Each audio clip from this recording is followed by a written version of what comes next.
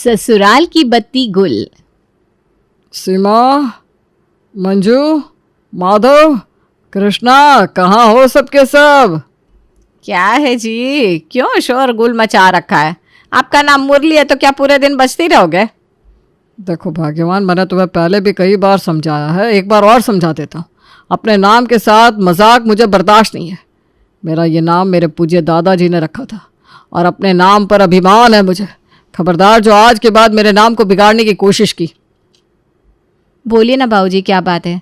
माँ जी की तो आदत है बात बात पर मजाक करने की। आप क्यों उनकी बातों को अपने मन से लगाते हैं?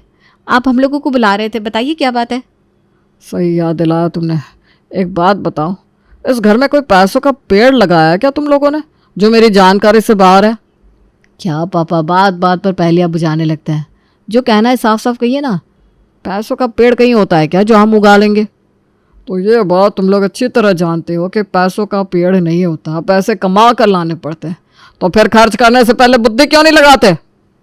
पापा, इस घर में कुछ चवन्नी भी खर्च करता है ना तो उसे 10 बार आपका अप्रूवल लेना पड़ता है। हमें भी तो पता चले हमने ऐसे कौन से पैसे पानी की तरफ बहा दिए जिसकी वजह से आप इतना नाराज़ हो रहे हैं। ये बिजली का बिल देखा है? इस घर में रहने वाले कितने लोग हैं, ज़रा गिन कर बताओ मुझे। 8 लोग हैं पापा। और बिजली का बिल देखो कितना आया है, पूरे 8,000। इसका मतलब इस घर का एक एक आदमी महीने में 1,000 रुपये बिजली की खपत कर रहा है। अब इससे पहले कि मैं तुम दोनों की तनख्वाह की बात करूं और तुम्हें शर्मिंदा करूं, अपनी फिजूल खर्चियों पर लगाम लगाओ। पापा 8,000 का बिल? अरे लेकिन सर्दियों का मौसम चल रहा है, ना कूलर चल रहे हैं ना एसी, फिर इतना बिल आया तो आया कैसे? हम लोग तो सुबह 8 बजे ऑफिस के लिए निकल जाते हैं और पूरा दिन गधा मजदूरी करने के बाद रात को 8 बजे घर लौटते हैं। हमारे जाने के बाद इस घर में क्या होता है ये हम कैसे जान सकते हैं? मुझे ये सब कहानी नहीं सुननी, समस्याओं पर नहीं समाधान पर बात करो बेटा। एक ही तरीका है पापा, ऐसा करते हैं बिजली का ना कनेक्शन ही कटवा देते हैं, ना रहेगा बांस ना बजेगी बांसुरी। कैसी बात कर रहे हो भैया, बिना बिजली के गुजारा कैसे होगा? कौन से ज़माने में जी रहे हो आप? अरे सर्दियों का मौसम चल रहा है, बिजली की ज़रूरत क्या है? 4 महीने ठंडी पड़ने वाली है, ना पंखों की ज़रूरत है ना फ्रिज की। बस हो गया फैसला। मैं आज ही बिजली विभाग में जाकर अपना कनेक्शन कटवाने की अर्जी लगा कर आता हूँ। घर में बिजली रहेगी तो ये सास बहू मिलकर ऐसे ही फिजूल खर्ची करके हमारे जीवन पर डाका डालेगी ना। बाबूजी, आप तो बिजली का कनेक्शन कटवा दोगे, लेकिन ये भी तो बताओ कि घर में रोशनी की भी तो ज़रूरत होती है। उसका क्या जुगाड़ सोचा है आपने? अंधेरे में कैसे होंगे घर के बाकी काम? एक बात बताओ बहू, 60 साल पहले जब घर में बिजली नहीं पहुंची थी तब क्या लोग जी नहीं रहे थे? ऐसा समझ लो कि अगले 4 महीने के लिए तुम लोग एक ऐसे गांव में पहुंच गए हो जहां अभी बिजली पहुंची ही नहीं है। माधव, तू ऐसा कर, बाजार से जाकर तेल से चलने वाले लैंप लेकर आ। हालांकि बाबूजी की बिजली कटवाने वाली बात किसी के भी गले से नीचे नहीं उतर रही थी, लेकिन मुरली की बातों का विरोध करना मतलब अपनी खटिया खड़ी करवाना, इसलिए कोई भी उसके आगे बोलने की हिम्मत नहीं कर पा रहा था। उसी दिन शाम को मुरली बिजली के दफ्तर में जाकर अपने मकान की बत्ती कटवाने की अर्जी लगा कर आता है और अगले ही दिन बिजली वाले उनके घर की लाइट काट कर चले जाते हैं। अगले दिन सुबह, पापा मेरी स्कूल यूनिफॉर्म पर प्रेस क्यों नहीं कर रखी है? मैं ऐसी यूनिफॉर्म पहन के जाऊंगा तो स्कूल में फाइन भरना पड़ेगा। अरे बेटा, किसी को क्या पता चल रहा है कि तुम्हारी यूनिफॉर्म प्रेस है कि नहीं? कोई पूछे तो कह देना कि हाँ, मेरी मम्मी ने स्कूल यूनिफॉर्म पर प्रेस की थी। और देखो, तुम्हारे दादू ने बिजली कटवा दी है। अब बिना बिजली के तो कपड़ों पर प्रेस हो ही नहीं सकती, इसलिए चुपचाप जो कपड़े हैं वो पहनकर चले जाओ। चेतन और विकी दोनों आज पहली बार बिना प्रेस किए हुए कपड़े पहनकर स्कूल जाने के लिए तैयार हो रहे थे। दूसरी ओर, अरे छोटी, अब तो मैंने चश्मा भी लगा लिया, अभी भी कुछ समझ में नहीं आ रहा, ये गरम मसाला आखिर गया तो गया कहाँ? इस लालटेन की रोशनी में ढंग से कुछ नज़र ही नहीं आता। ठीक कह रही हो भाभी आप, बिना बिजली की रसोई में काम करना मुसीबत जैसा लग रहा है। कैसे रहेंगे हम लोग बिना बिजली के? मुझे तो कुछ समझ में नहीं आ रहा। अब समझ में आ रहा है तुम दोनों को कि तुम्हारे ससुर के साथ मेरी क्यों नहीं बनती? उल्टी सीधी हरकतें करते रहते हैं और सबकी जान मुसीबत में डाल देते हैं। खुद तो कुछ करना होता नहीं बूढ़ों को, बैठे बैठे बस ऑर्डर चलाने होते हैं, काम तो हमें करने पड़ते हैं ना। गुस्से में भिन भिनाते हुए तीनों सास बहू किसी तरह रसोई में खड़े होकर बच्चों का लंच पैक कर रही थी। अरे बस भी करो, जब से नहा कर आए हो तब से दांत ही किटकिटा रहे हो। अरे बेटा, सर्दियों में सर्दी तो लगती है ना, थोड़ा बर्दाश्त करना सीखो। पापा कितने मजे से हम लोग रोज गीजर में नहाते थे, दादू को क्या जरूरत थी बिजली कटवाने की? मम्मा ने गैस पर ये छोटे से भगोने में पानी गर्म करके दिया, टंकी में से बर्फ जैसा पानी आ रहा था, पता है? कुछ हुआ ही नहीं एक भगोने पानी से। ठंडे पानी से नहला दिया आपने, मुझे तो अभी तक कंपकंपी छूट रही है। बिल्कुल ठीक कह रहा है विक्की तू, हमारे घर वालों को हमारी कोई चिंता ही नहीं है। बहुत आवाज आ रही है तुम दोनों की, क्यों शोर मचा रहे हो? कुछ नहीं दादू, मम्मा हमारे स्कूल का टाइम हो गया, हम लोग निकल रहे हैं। सुबह 10 बजे। अरे मेम साहब, पूरी कॉलोनी की लाइट आ रही है, आपके घर में इतना अंधेरा काहे को है? कुछ फॉल्ट आया है क्या आपके घर में? अरे नहीं चंदा, कोई फॉल्ट नहीं आया। वो बाबूजी ने हमारे घर की बिजली कटवा दी है। अब अगले 4 महीने ना ऐसे ही गुजारा करना है हम लोगों को, बिना बिजली के। क्या मेम साहब मजाक करती है क्या मेरे साथ? अरे हमारी बस्ती में भी बिना बिजली के कोई नहीं रहता, सबके घर में बिजली है। अब आप साहब लोग क्या हम बस्ती वालों से भी गए गुजरे हो गए? तू रिश्ते में मेरी भाभी लगती है क्या जो तेरे साथ मजाक करूंगी? जितना कहा है उतना सुन, बर्तन मांज और अपने घर जा। क्यों बिना बात दिमाग चला रही है? अरे मेम साहब, मेरे को ऐसा वैसा समझते हो क्या आप लोग? आपकी अंधेरी रसोई में खड़े होकर मैं बर्तन नहीं मांजने वाली। जब लाइट आ जाएगी तो मेरे को फ़ोन कर देने का, तब तक मैं गुप्ता जी के यहाँ जा रही है। अरे तुझे बताया ना कि हमारी बिजली कट गई है, हमारे यहाँ लाइट कभी नहीं आने वाली। तो कोई बात नहीं, मेरा हिसाब कर दो, चंदा भी आपके घर पर कभी नहीं आने वाली। बिना बिजली के रह सकते हो तो बिना नौकरानी के रहना भी सीख लो। चलती है मैं। अरे कैसे झेलते हो तुम इस नकचड़ी को? देखो बहू, जाती है तो जाने दो, अच्छा ही है। तुम लोग घर का काम खुद से करोगी तो तुम्हारी सेहत भी अच्छी रहेगी और 4 पैसे बचेंगे 100 लाख। कोई ज़रूरत नहीं है इस चंदा की चाकरी करने की। काम वाली के जाने के बाद घर की सारी जिम्मेदारी दोनों बहुओं के ऊपर आ गई थी। एक तो बिना लाइट के घर में कोई भी काम करना, वैसे ही एक बहुत बड़ा सर दर्द था। दोपहर के समय दोनों बच्चे स्कूल से घर लौट आए थे। चलो बच्चों, जल्दी से हाथ मुंह धो लो, फिर उसके बाद मैं खाना लगाती हूँ। माँ की बात सुनकर चेतन और विकी बाथरूम में जाकर फ्रेश होने लगते हैं। तभी चेतन की आवाज़ आती है। मम्मा, चाची, बाथरूम में पानी क्यों नहीं आ रहा? क्या हो रहा है इस घर में? चारों तरफ बिल्कुल अंधेरा है, नल में पानी भी नहीं है। कोई बताएगा मैं क्या करूं?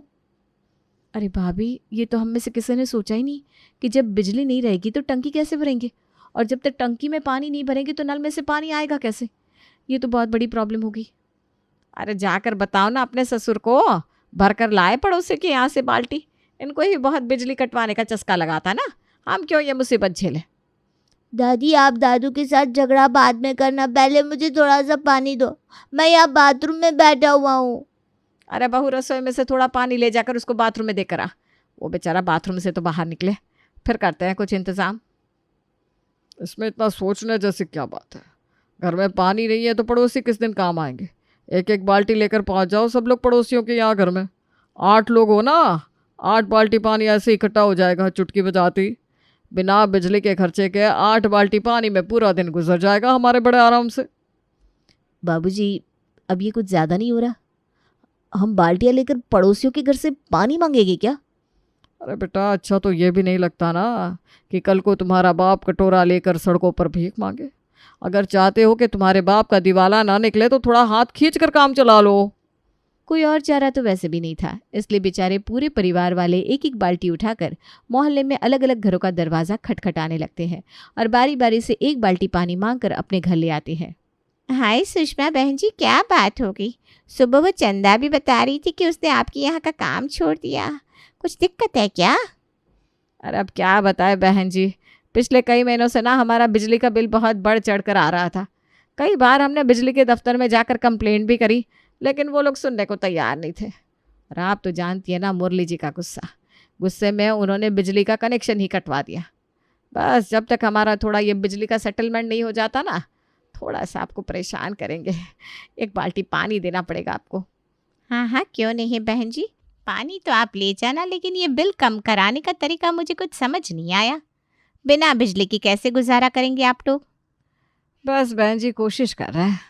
जैसे ही पानी लेकर सुषमा अपने घर की तरफ जाने लगती है, पड़ोसन और उसके पति की हंसी की आवाज़ उसके कान में आती है। देख रहे हैं आप, मुझसे बातें बना रही है। अरे मैं बहुत अच्छे से जानती हूँ उन लोगों को, एक नंबर के कंजूस मक्खी चूस है। पैसे बचाने के लिए बिजली कटवा कर बैठे हैं और दोष दे रहे हैं बिजली विभाग वालों को। कल पानी लेने आएगी तो मैं दरवाज़ा ही नहीं खोलने वाली। हमने क्या ठेका ले रखा है मुफ्त पानी बांटने का? किसी तरह बेइज्जती बर्दाश्त करके परिवार के सारे सदस्य एक एक बाल्टी पानी लेकर घर आ गए थे। रात तो किसी तरह बीत जाती है। अगले दिन सुबह पहली बात अब ये सुन लो मम्मा, टंकी के ठंडे पानी में नहाकर मैं स्कूल नहीं जाने वाला। और दूसरी बात, ये जो कल आपने मुझे बिना आयरन करी यूनिफॉर्म पहनाकर स्कूल भेजा था, प्रिंसिपल सर ने 1000 का फाइन लगाया है। 1000 दो तो ही मैं स्कूल जाऊंगा, वरना ये फाइन आज बढ़कर 2000 हो जाएगा। आप जानते हो ना मेरे स्कूल में डिसिप्लिन कितना स्ट्रिक्ट है। सुन लिया आपने? माधव, लाइए 1000 रखिए बच्चे के हाथ में। हमारी गलतियों की सजा ये बच्चे क्यों भुगतेंगे? और हाँ, बच्चों की यूनिफॉर्म नुक्कड़ वाले धनी राम से प्रेस करवा कर लाइए। मेरे बच्चे को आज फिर से पनिशमेंट नहीं मिलनी चाहिए। अपने बूढ़ों को दो ये बच्चों की यूनिफॉर्म, वही जाकर प्रेस करवा कर लाएंगे। आ जाओ मेरे बच्चों, तब तक मैं बड़े वाले भगोने में तुम्हारे लिए पानी गर्म करती हूँ। मेरे पोते आज ठंडे पानी में नहाकर बिल्कुल नहीं जाएंगे। अरे आग लगे ऐसी बचत में, गैस खर्च होती है तो हो जाए, बच्चों को बीमार थोड़ी ना करना है। पत्नी को नाराज होते देख मुरली दोनों बच्चों की यूनिफॉर्म लेकर प्रेस करवाने के लिए जाने लगता है। तभी माधव और कृष्ण भी अपनी अपनी पैंट शर्ट मुरली के हाथ में थमा देते हैं। बाबूजी, अब आप धनीराम के यहाँ जा ही रहे हो तो हम दोनों के कपड़े भी प्रेस करवा लाना। हमें भी तो ऑफिस जाना होता है। अब बिना प्रेस करे कपड़े तो पहनकर ऑफिस जाएंगे नहीं। मुरली सबके कपड़े लेकर प्रेस करने के लिए निकल पड़ता है। प्रेस करने के बाद कितने रुपए हुए? 80 रुपये हो गए बाबूजी। क्या कहा, 80? अरे लूट मचा रखी है क्या तुमने? हमारे ज़माने में तो 1-1 रुपए में कपड़े प्रेस होते थे। अब 10 रुपए का एक कपड़ा प्रेस करने का लेगा क्या तू? कौन से ज़माने की बात कर रहे हो बाबूजी? वो ज़माना तो कब का चला गया। मैं तो आपसे 10 ही ले रहा हूँ। वो नुक्कड़ वाले चाचा को जानते हो, 15 रुपये ले रहा है वो। सुबह सुबह काम का वक्त है, आप टाइम खराब मत करो, फटाफट पैसे दे दो।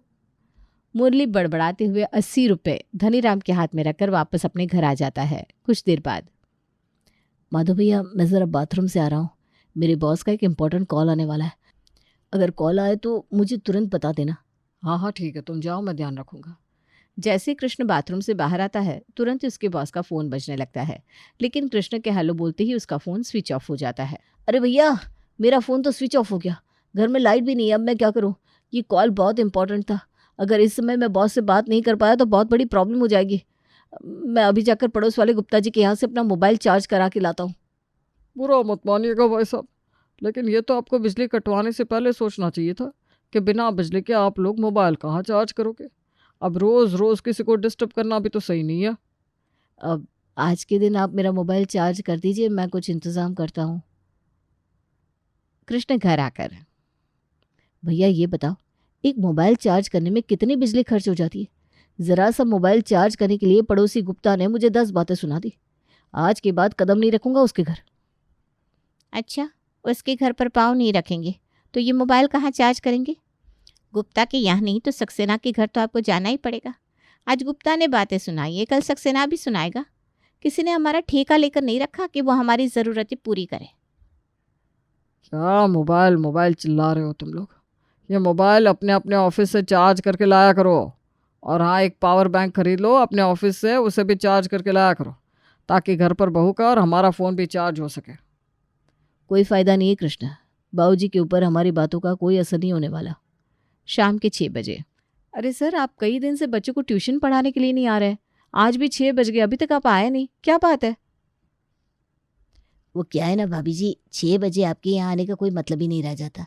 बिजली तो आपके यहाँ है नहीं और अंधेरे में बच्चों की पढ़ाई होना पॉसिबल नहीं है, बस इसीलिए मैं नहीं आया। जब आपके यहाँ बिजली का कनेक्शन हो जाए तो मुझे कॉल कर दीजिएगा। अरे ऐसे कैसे? एडवांस फी ली है आपने दोनों बच्चों की। अब आप पढ़ाने नहीं आओगे तो हमारा तो नुकसान हो रहा है ना। जब तक बिजली नहीं है, आप बच्चों को दिन में पढ़ाने आ जाया करो। देखिए, 3 बजे बच्चों की स्कूल से छुट्टी होती है, उसके बाद मैं बिज़ी रहता हूँ। आपके बच्चों के अलावा और भी जगह मुझे ट्यूशन देनी होती है। हाँ, लेकिन अगर आप इतना इंसिस्ट कर रहे हो तो मैं 3 से 4 आने की कोशिश कर सकता हूँ, लेकिन उसके लिए बच्चों की फ़ीस डबल हो जाएगी। अभी आप 3000 रुपया पर स्टूडेंट दे रही है, फिर आपको 6000 देना पड़ेगा। अब 2 बच्चों का ट्यूशन छोड़ कर आऊँगा तो उनकी फ़ीस भी तो मुझे आपसे ही निकालनी पड़ेगी ना। अरे निकाल कर बाहर कर इस टीचर को। जानबूझकर मनमानी फीस वसूल रहा है। जो बच्चे ट्यूशन नहीं पढ़ते वो पास नहीं होते क्या? ससुर की बात सुनकर बहू फ़ोन रख देती है। मम्मी, ये क्या कर दिया आपने? अब मेरा ट्यूशन भी हटवा दोगे क्या? 1 हफ्ते में एग्ज़ाम शुरू हो रहे हैं, अगर मैं फ़ेल हो गया तो फिर मुझसे मत कहना। बच्चों की बात एकदम सही है भाभी। एग्ज़ाम सर पर है, ऐसे कैसे बच्चों का ट्यूशन हटवा दे। अगर बच्चे फेल हो गए तो उसकी ज़िम्मेदारी कौन लेगा। और हाँ, मैं तो बताना ही भूल गई कि गैस ख़त्म हो गई है। अब खाने का क्या करना है आप ही बता दीजिए बाबूजी, क्योंकि बिना बिजली के इंडक्शन तो चलेगा नहीं और गैस वाले ने सुबह से पहले सिलेंडर देने से मना कर दिया है। पता नहीं क्या हाय मचा कर रखते हो पूरा दिन। अरे पड़ोसी किस दिन काम आएंगे। जाकर पड़ोसियों से मदद मांगो, उनकी गैस पर जाकर दाल चावल उबाल लो, कौन सी बहुत बड़ी बात है। थोड़ी बहुत समस्याओं का हल अपने दिमाग से भी निकाल लिया करो बहू। खबरदार जो किसी के घर दाल चावल उबालने गई तो। सोसाइटी में पहले ही 2 पैसे की इज्जत नहीं बची है हमारी, बिल्कुल भिखारी बनाकर रख दिया है। कोई ज़रूरत नहीं है किसी के घर जाने की। और आप अगर कल के कल बिजली का कनेक्शन नहीं जुड़वाते ना तो मुझसे बुरा कोई नहीं होगा। बहुत सुन ली मैंने आपकी मनमानी, लेकिन अब नहीं सुनूंगी। बच्चों की ट्यूशन हटवा दो, काम वाली को हटा दो, बच्चे बिना प्रेस किए कपड़े पहनकर स्कूल जा रहे हैं। अरे थोड़ा तो दिमाग लगाइए आप।